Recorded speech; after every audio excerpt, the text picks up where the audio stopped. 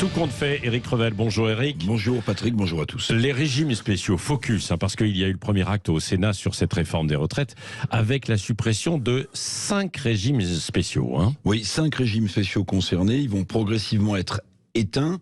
Ça veut dire que les futurs embauchés donc ne bénéficieront plus de ces régimes spéciaux de retraite avantageux. Alors sont concernés les industries gazières et électriques, la Banque de France, la RATP, les clercs et les employés de notaires, mais aussi les membres du Conseil économique et social. À noter, petite parenthèse, que le régime spécial des sénateurs, lui, va évoluer seulement, a dit Gérard Larcher, le président du Sénat. Il va évoluer, donc s'il évolue, ça ne veut pas dire qu'il va disparaître. Vous voyez, c'est un peu...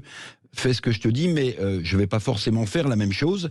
C'est un point à noter. Alors, toutes ces décisions étaient prévues dans le fameux article 1 du projet de réforme des retraites, qui est discuté donc en ce moment au Sénat. La droite, y est majoritaire. La gauche a bataillé contre la suppression de ces régimes spéciaux, mais sans issue, puisqu'elle est minoritaire. 233 voix pour, 99 contre. À noter, Patrick Kanner, sénateur socialiste, a eu cette saillie très ferme à l'adresse du ministre du Travail, Olivier Dussopt.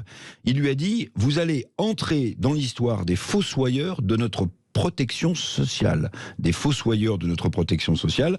Alors vous le voyez, Patrick, on n'est pas à l'Assemblée nationale avec ses invectives et ses insultes, mais le ton était très ferme hier au Sénat. Oui. Est-ce que l'on a un peu de recul sur la suppression d'un régime spécial? Par exemple, à la SNCF, il y a l'aspect social, mais est-ce que la SNCF est moins attractive pour de nouveaux embauchés? Apparemment oui. Depuis donc 2020, les nouveaux embauchés à la SNCF ne bénéficient plus du régime spécial des cheminots. Ils doivent dorénavant, ces nouveaux embauchés, cotiser à la CNAV, l'assurance vieillesse, et au régime complémentaire, c'est-à-dire la GER-Carco, pour leur future retraite.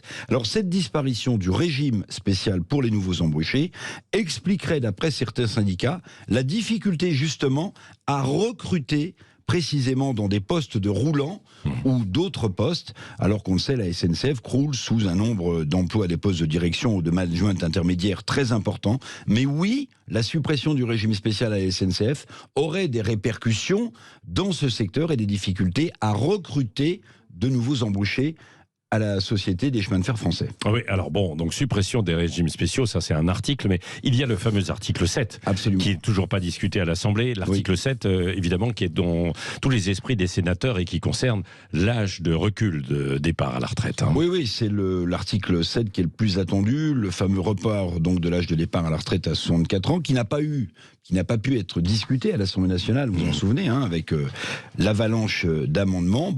Cet article 7, tout va dépendre évidemment des mobilisations demain, 7 mars, partout en France. C'est la journée de vérité, et les jours qui suivront aussi sont des jours de vérité. Le gouvernement, 1, joue sa survie politique, et les syndicats, 2, jouent leur crédibilité sociale. Quoi qu'il se passe, d'un côté ou de l'autre, on y laissera des plumes. Merci Éric Revel.